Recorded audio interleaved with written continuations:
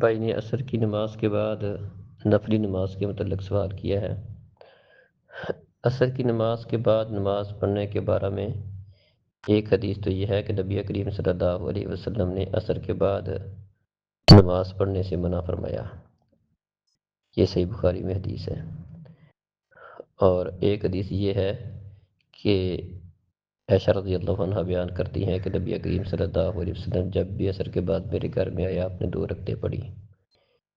تو اور عائشہ رضی اللہ عنہ بھی عصر کے بعد 2 رکعتیں پڑھا کرتی تھی۔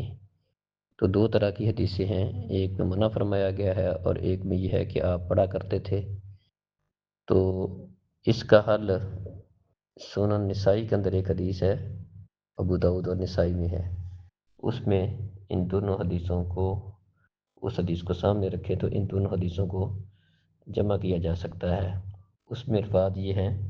کہ نبی کریم صلی اللہ علیہ وسلم نے نہا عن الصلاۃ بعد العصر الا ان تکون الشمس بیضاء نقیۃ مرتفعۃ، کہ آپ نے عصر کے بعد نماز پڑھنے سے منع فرمایا اللہ کہ سورج سفید صاف اور بلند ہو، تو اس صورت میں عصر کے بعد نماز پڑھنے میں مسئلہ نہیں ہے۔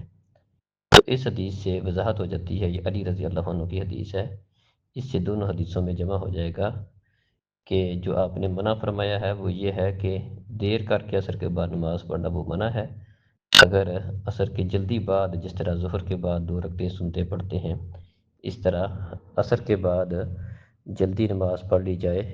تو یہ منع نہیں ہے، لیکن یہ 2 رکعتیں اگر کوئی پڑھنا چاہے تو گھر میں پڑھے گا، جیسا کہ نبی کریم صلی اللہ علیہ وسلم عصر کے بعد 2 رکعتیں پڑھا کرتے تھے، لیکن وہ گھر میں آ کر پڑھا کرتے تھے۔ تو اس سے یہ بات سمجھ آئی کہ عصر کے بعد جو نماز پڑھنے سے منع کیا گیا ہے وہ اس صورت میں ہے جب لیٹ کر کے پڑھی جائے۔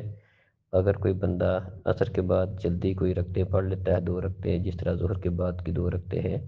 اور ان کو گھر جا کر پڑھتا ہے تو یہ انشاءاللہ منع نہیں ہے، ایسا کرنا درست ہے۔ السلام علیکم۔